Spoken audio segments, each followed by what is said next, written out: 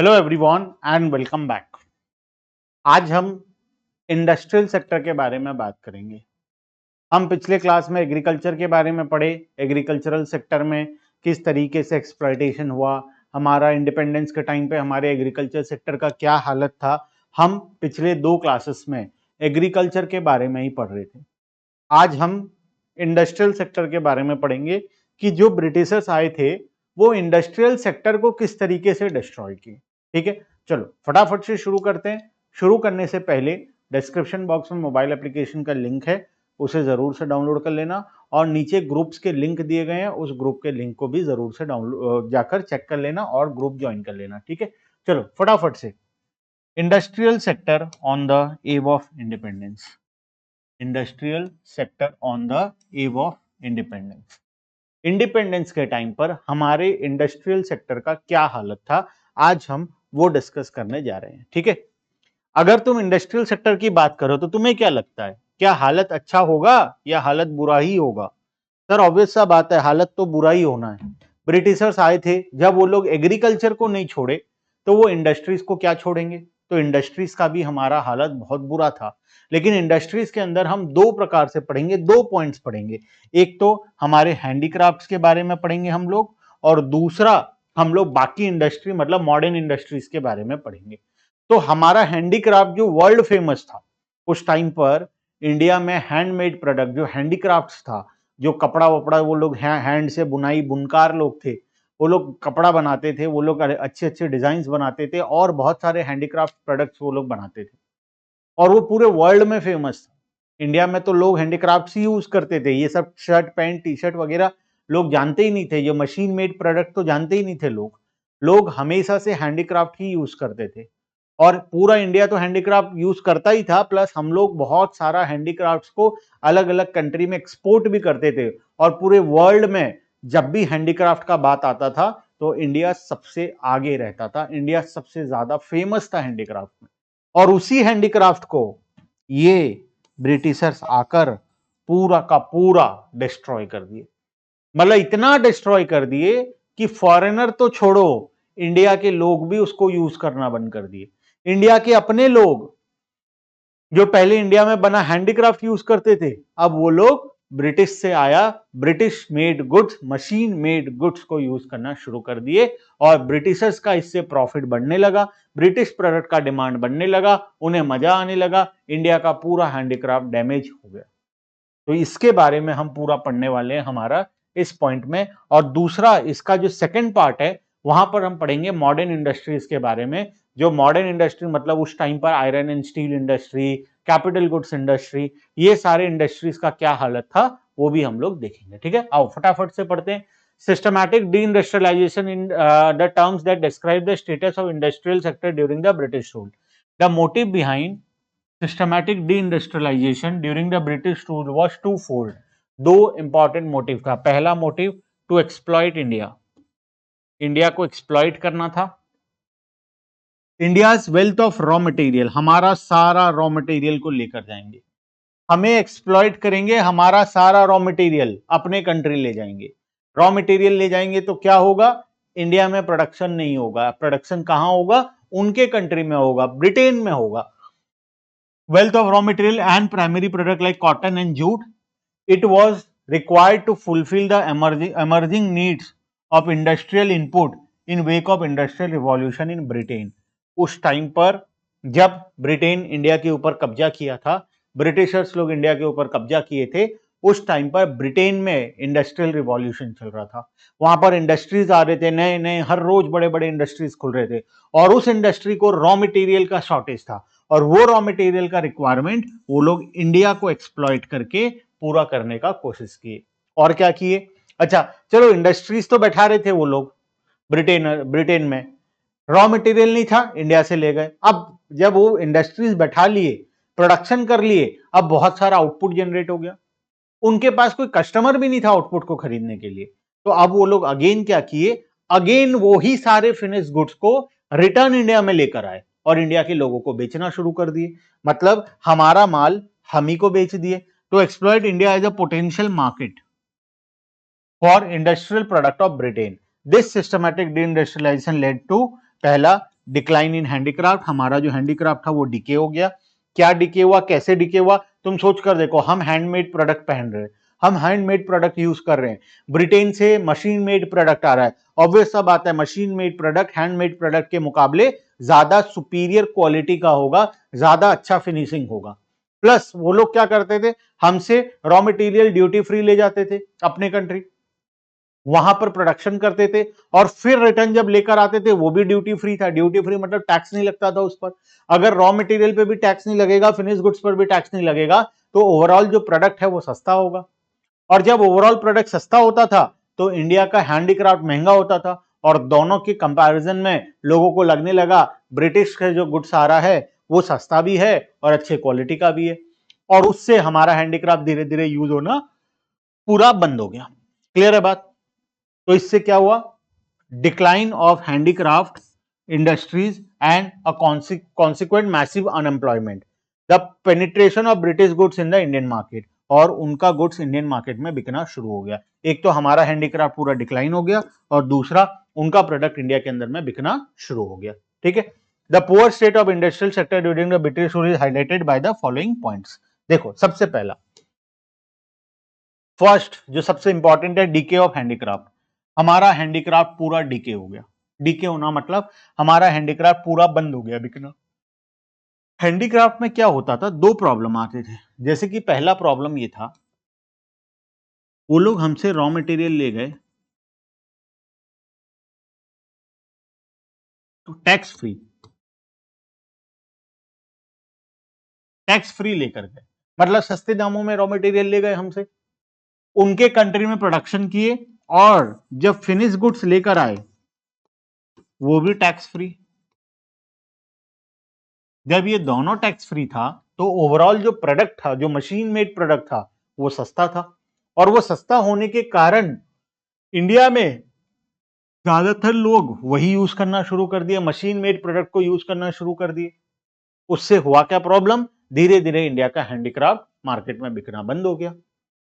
और एक प्रॉब्लम ये था कि चलो उनका प्रोडक्ट टैक्स फ्री है, कोई दिक्कत नहीं है, तो हमारे प्रोडक्ट को भी टैक्स फ्री कर दो, लेकिन नहीं, हमारे प्रोडक्ट पर पूरा टैक्स लगता था। ठीक है, before suffering the decay during the British Raj, handicraft in India enjoyed a world wide reputation. हमारा हैंडीक्राफ्ट में पूरा वर्ल्ड में रेपुटेशन था for excellence and quality. The main reason for decay of handicraft was discriminatory tariff policy. जो tariff policy जो tax policy था वो बहुत ज्यादा डिस्क्रिमिनेटरी था। डिस्क्रिमिनेटरी मतलब उनका प्रोडक्ट टैक्स फ्री, हमारा प्रोडक्ट टैक्सेबल, और वो भी छोटा मोटा टैक्स नहीं, बड़ा बड़ा अमाउंट का टैक्स लगा देते थे। उनका कोई भी सामान, रॉ मटेरियल हो, फिनिश गुड्स हो, वो टैक्स फ्री, हमारा कोई भी सामान टैक्सेबल। तो इसके वजह से बहुत ज्यादा प्राइस में गैप आ जाता था और लोग हैंडीक्राफ्ट खरीदना धीरे धीरे बंद कर दिए। उसी regarding the British rule in India coincided with industrial revolution in Britain. जब हमारे यहाँ पर ब्रिटिश रूल चल रहा था उसी टाइम पे ब्रिटेन में इंडस्ट्रियल रिवॉल्यूशन चल रहा था, और उसका प्रॉब्लम हमें ज्यादा फेस करना पड़ गया। The British found India as a best source of raw material. ये कुछ पॉइंट्स हैं जो मैं तुम्हें मार्किंग करके दे रहा हूं। ब्रिटिशर्स को इंडिया एक best source of raw material लगता था इंडिया में, क्योंकि खेती बाड़ी इतना ज्यादा होता था, रॉ मटेरियल का कोई कमी नहीं था हमारे पास। इतना ज्यादा बड़ा कंट्री और इतना सारा प्रोडक्शन प्राइमरी सेक्टर में, वो सारा उन लोगों को रॉ मटेरियल वो लोग ले जाते थे अपने कंट्री में, as well as the best market for their industrial output. और जो इंडस्ट्रियल आउटपुट है उसके लिए भी वो बेस्ट मार्केट था, क्योंकि इंडिया का पॉपुलेशन बहुत ज्यादा था, इंडिया के लोग ज्यादा सामान खरीद सकते थे, वो लोग ज्यादा से ज्यादा सामान खरीदते थे। हैंडीक्राफ्ट इंडिया में महंगा था, उनका सामान सस्ता था, तो लोग धीरे धीरे हैंडीक्राफ्ट को छोड़कर ब्रिटिश मेड गुड्स को खरीदना शुरू कर दिए। For industrial output accordingly discriminatory tariff policy was persuaded. It allowed tariff free export of raw material from India. जब वो लोग रॉ मटेरियल लेकर जाएंगे तब वो टैक्स फ्री होगा, मतलब वो लोग जब रॉ मटेरियल ले जा रहे हैं तब टैक्स फ्री है, और वो लोग जब फिर से फिनिश गुड्स लेकर आ रहे हैं वो भी टैक्स फ्री है, मतलब उनका कोई भी काम टैक्स फ्री है, हमारा कोई भी काम टैक्सेबल। ठीक है, at the same time heavy duty was placed on export. अगर हम कोई एक्सपोर्ट करेंगे, हम किसी और कंट्री को बेचेंगे, export of Indian handicraft ware heavy duty on heavy duty was placed on the export of Indian handicraft, which reduce the competitiveness in the international market. As a consequence, while the British product started penetrating the Indian market, Britishers का product India में पूरा हर तरफ फैलने लगा, हमारा product वैसे ही धीरे धीरे सारे जगह से आउटडेटेड होने लगा। बिकॉज तुम सोच कर देखो, अगर ये मान लो ये शर्ट है, आज ये शर्ट मशीन मेड प्रोडक्ट है और ये मुझे इंडिया में सस्ते दामों में मिल रहा है। मान लो ये शर्ट मुझे आज के दिन में 2000 रुपए में मिलता है और वहीं पर मैं एक हैंडमेड शर्ट को पहनूं, वो मुझे 5000 का मिल रहा है, उसका क्वालिटी फिनिशिंग भी उतना अच्छा नहीं है, तो लोग कहां शिफ्ट होंगे? लोग ऑटोमेटिकली मशीन मेड प्रोडक्ट में शिफ्ट होंगे। एक तो सस्ता है और दूसरा अच्छे क्वालिटी का है, तो दोनों प्रॉब्लम सॉल्व। ठीक है, तो वही प्रॉब्लम था ब्रिटिशर्स के साथ कि ब्रिटिशर्स का प्रोडक्ट अच्छा भी था और उनका प्रोडक्ट सस्ता भी था, जिसके कारण हमारा हैंडीक्राफ्ट पूरा का पूरा डीके हो गया। While British products started penetrating the Indian market, the Indian handicraft products started losing their domestic as well as foreign demand. This triggered lack of development in industrial base in India and decay of handicraft was the end result. इस वजह से India का handicraft पूरा का पूरा DK हो गया। ठीक है, एक और प्रॉब्लम हुआ था उस टाइम पर हमारा जो मॉडर्न इंडस्ट्रीज है वो भी पूरा मॉडर्न इंडस्ट्रीज जो है वो भी पूरा हमारा मॉडर्न इंडस्ट्री उस टाइम पर डिस्ट्रॉय तो नहीं बोलोगे, लेकिन उस टाइम पर ना मॉडर्न इंडस्ट्री कोई सा था ही नहीं इंडिया के अंदर में। कुछ गिने चुने 2-4 इंडस्ट्रीज थे जो इंडिया के अंदर में एग्जिस्ट करते थे, उसके बारे में हम डिटेल में पढ़ेंगे ही आगे जाकर। ठीक है, तो अगर हम बात करें, अच्छा सर ऊपर ये 2-3 पॉइंट क्यों छोड़ दिए? ये वही लिखा हुआ है बच्चों, देखो अगर तुम देखना चाहो तो ये वही सेम चीज लिखा हुआ है जो मैं तुम्हें पढ़ा चुका हूँ। Indian handicrafts also faced tough competition from the machine-made British product, which were better in quality and precision. उनका प्रोडक्ट ज्यादा क्वालिटी, अच्छा क्वालिटी का होता था और ज्यादा फाइन मटेरियल से बना होता था। The pattern of demand of Indian consumer also changed. India के लोग अपने आप को चेंज कर लिए, वो लोग हैंडमेड से वेस्टर्न लाइफस्टाइल को फॉलो करना शुरू कर दिए, वो लोग मशीन मेड प्रोडक्ट की तरफ धीरे धीरे शिफ्ट हो गए, बिकॉज वो सस्ता भी था और अच्छे क्वालिटी का भी था। Thus Indian craftsmen started losing their domestic as well as international demand. वो सारा इंटरनेशनल डिमांड और डोमेस्टिक डिमांड दोनों हमारा खत्म हो गया। बेसिकली वही 3 पॉइंट है जो मैं तुम्हें बताया। ठीक है, अब आ जाते हैं मॉडर्न इंडस्ट्री के टॉपिक में। मॉडर्न इंडस्ट्री होता क्या है? मॉडर्न इंडस्ट्री जितने भी आयरन एंड स्टील इंडस्ट्री हैं, जितने भी बड़े बड़े आज के दिन में मॉडर्न इक्विपमेंट्स प्रोड्यूस होते हैं, कैपिटल गुड्स इंडस्ट्री है, या वो जो एग्रीकल्चर रिलेटेड इंडस्ट्री है ना, उनको छोड़कर बाकी जितने भी इंडस्ट्री हैं वो सारे के सारे मॉडर्न इंडस्ट्री कहलाते हैं। और उस टाइम पर इंडिया के अंदर में कोई भी मॉडर्न इंडस्ट्री था ही नहीं। रीजन, एक तो ब्रिटिशर्स का रूल था और ब्रिटिशर्स का रूल होने के कारण कोई इंडस्ट्री सेटअप ही नहीं करना चाहता था। कुछ गिने चुने लोग सेटअप किए थे और वो भी बहुत ही ज्यादा कम था। इंडिया का जो पॉपुलेशन है, इंडिया का जो साइज है, उसके अकॉर्डिंग हमारा इंडस्ट्री बहुत ही कम था, एकदम ही इनसफिशिएंट था। ठीक है, नोशनल और ब्लिक और notional growth of modern industry under the British Raj. Modern industry saw only a bleak growth. Bleak मतलब एकदम slow growth. It was only in second half of the 19th century, मतलब independence मिलने के बाद जब Britishers चले गए, the modern industry sources emergence, India में मॉडर्न इंडस्ट्री आना शुरू हुई। 5 observation need to be noted in this regard. पांचों पॉइंट याद रखना है, बहुत बार एग्जाम में क्वेश्चन आता है। Point number 1, initially cotton and jute textile mills were set up. Starting में सिर्फ कॉटन और जूट टेक्सटाइल मिल्स इंडिया के अंदर में थे, वो भी एक पर्टिकुलर एरिया में। जैसे कि जो कॉटन टेक्सटाइल मिल था वो लोकेटेड था मेनली वेस्टर्न इंडिया, महाराष्ट्र और गुजरात में, बाकी एरिया में नहीं था। मतलब ऐसा था कि एक तो बहुत कम इंडस्ट्री है और वो सारे इंडस्ट्री भी एक ही एरिया में, मतलब जो थोड़ा मोड़ा डेवलपमेंट हुआ है वो भी एक ही एरिया में हुआ है, बाकी का पूरा इंडिया अनडेवलप्ड है। और दूसरा जो था जूट टेक्सटाइल, वो कहां पर सिचुएटेड था? Bengal, and primarily controlled by foreigners. इसको कौन कंट्रोल करता था? फॉरेनर्स। और कॉटन टेक्सटाइल को कौन कंट्रोल करता था? इंडियंस। तो बेसिकली दो ही प्रकार के इंडस्ट्री इंडिया में थे, एक कॉटन टेक्सटाइल और दूसरा जो है वो जूट। कॉटन टेक्सटाइल लोकेटेड था महाराष्ट्र गुजरात में और इंडियंस उसको कंट्रोल करते थे। और जो हमारा नेक्स्ट जूट मिल है वो लोकेटेड था वेस्ट बंगाल साइड में, बंगाल के एरिया में, और वो भी हमारा फॉरेनर्स के हाथ में कंट्रोल था उसका। ठीक है, next point number 2, Tata iron and steel industry, एकमात्र iron and steel industry, TISCO, Tata iron and steel industry, 1907 मतलब इंडिपेंडेंस के भी 40 साल पहले,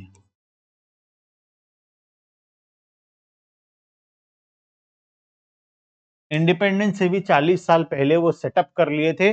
कौन? टाटा जी, रतन टाटा के जो पूर्वज हैं वो लोगों ने इस इंडस्ट्री को सेटअप कर लिया था 1907 में। वर्ल्ड वॉर 2 के टाइम पर cement, paper, sugar industries India में आना शुरू हो गया था। पॉइंट नंबर 3, एक इंपॉर्टेंट पॉइंट, ध्यान से देखना, there was hardly any capital goods industry in India, India में कोई भी कैपिटल गुड्स इंडस्ट्री नहीं था। ये सबसे बड़ा प्रॉब्लम वाला बात है।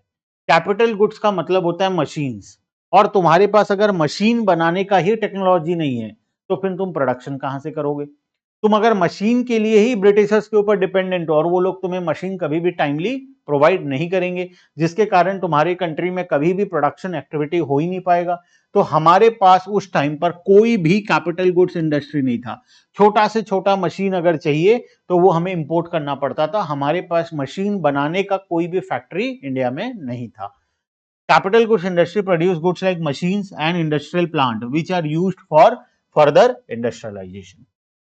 Point number 4, contribution to new industrial sector in gross value added GVA और gross domestic product remain extremely low। जो इंडस्ट्रियल सेक्टर का कंट्रीब्यूशन है जीडीपी में वो बहुत कम था। जैसे हम एग्रीकल्चर का पढ़े थे, 72% लोग एम्प्लॉयड थे लेकिन 50% कंट्रीब्यूशन आता था, वैसे इंडस्ट्रियल सेक्टर में बहुत ही कम कंट्रीब्यूशन हमारा जीडीपी के अंदर में आता था। आगे जाकर हम डेटा भी पढ़ेंगे, ठीक है। The state participation, again one of the important point, state का मतलब होता है गवर्नमेंट।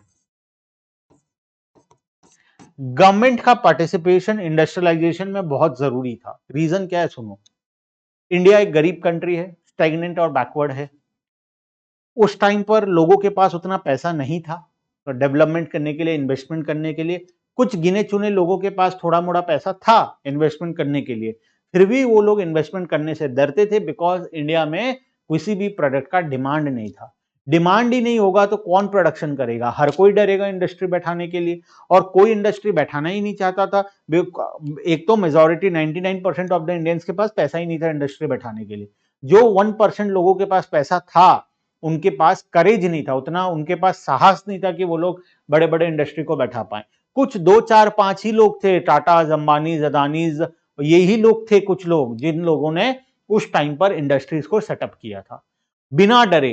पैसा भी था और इंडस्ट्री को सेटअप करने का उनके अंदर जिगरा भी था और उन लोगों ने इंडस्ट्रीज को सेटअप किया उस टाइम पर, लेकिन ऐसे लोग बहुत कम थे। तो उस टाइम पर अगर डेवलपमेंट लेकर आना है तो एक ही तरीका है, बड़े बड़े इंडस्ट्रीज को सेटअप करना। और वो सेटअप कौन करेगा? वो गवर्नमेंट ही सेटअप कर सकता है, क्योंकि प्राइवेट इन्वेस्टर के पास ना उतना पैसा है और ना उतना करेज है। तो करेगा तो कौन करेगा? सिर्फ गवर्नमेंट ही के पास ही पावर है, पैसा है, वो कर सकता है। The state participation in the process of modern industrialisation was limited. उस टाइम पर गवर्नमेंट का कोई भी रोल नहीं था, लेकिन इसके बाद वाले चैप्टर में तुम जाकर पढ़ोगे कि 1947 के बाद 1956 में इंडस्ट्रियल पॉलिसी रिजोल्यूशन आया। इंडस्ट्रियल पॉलिसी रिजोल्यूशन में स्टेट का मतलब government, central government of India, government of India ने सारे बड़े बड़े इंडस्ट्रीज को इंडिया के अंदर में सेटअप किया। अगर उस टाइम पर देखोगे तो एमटीएनएल, बीएसएनएल, एलआईसी, एसबीआई, उसके बाद IOCL, BPCL, HPCL, Indian railway, ऐसे हजारों कंपनीज हैं जो सेंट्रल गवर्नमेंट ने सेटअप किया था, क्योंकि प्राइवेट इन्वेस्टर कर ही नहीं सकता था। और इंडिया को डेवलप करने का एक ही तरीका है, बड़े बड़े इंडस्ट्रीज को सेटअप करना, और ये इंडस्ट्रीज को सेटअप कर पाना किसी प्राइवेट इन्वेस्टर के लिए पॉसिबल नहीं था इंडिया के अंदर में। तो ये इंडस्ट्रीज को कौन सेटअप करेगा? सिर्फ और सिर्फ गवर्नमेंट के पास ही उतना पावर है, उतना पैसा है। It was confined only to the strategical area like railway and means of communication, which helped expansion of the Indian market for the British product. Britishers भी कोई बड़ा बड़ा इंडस्ट्री इंडिया में सेटअप नहीं किए, उन लोग सिर्फ दो ही चीज सेटअप किए थे, इंडियन रेलवे को और पोस्ट ऑफिस को। रीजन, वो दोनों उनको चाहिए था इंडिया को चलाने के लिए, इंडिया को एक्सप्लॉइट करने के लिए। रेलवे इसलिए ताकि वो इंडिया से सारा रॉ मटेरियल अपनी कंट्री ले जा पाए, वहां से सारा फिनिश गुड्स इंडिया के अंदर में ला पाए, इस वजह से वो इंडिया के अंदर रेलवे लेकर आए थे। और कम्युनिकेशन इसलिए लेकर आए थे, मतलब टेलीग्राम और पोस्ट, ताकि वो लोग एक जगह से दूसरे जगह इफेक्टिवली कम्युनिकेशन कर सके। इंडिया का भला इसमें कोई भी नहीं सोचा, ना रेलवे से इंडिया का भला हुआ, ना कम्युनिकेशन से कोई भला हुआ। हाँ, इनके जाने के बाद हमारा बहुत फायदा हुआ रेलवे और कम्युनिकेशन का, लेकिन जब तक ये लोग थे तब तक कोई भी फायदा हमारा इंडिया के अंदर में नहीं हुआ। क्लियर है बात? तो ये हमारा टॉपिक है industrial sector on the above of independence. हम हैंडीक्राफ्ट के बारे में पढ़े जो कि पूरा डिस्ट्रॉय कर दिया गया था। हम मॉडर्न इंडस्ट्रीज के बारे में पढ़े। क्लियर है? अब नेक्स्ट क्लास में हम लोग फॉरेन ट्रेड के बारे में पढ़ेंगे, किस तरीके से फॉरेन ट्रेड में जो 1947 था हमारा, मतलब during the time of independence, foreign trade में किस तरीके से एक्सप्लॉयटेशन हुआ था और हमारा फॉरेन ट्रेड का क्या स्टेटस था at the time of independence. Clear है बात? चलो आज के लिए इतना ही, बाकी का डिस्कशन नेक्स्ट क्लास में। Bye bye everyone and thank you.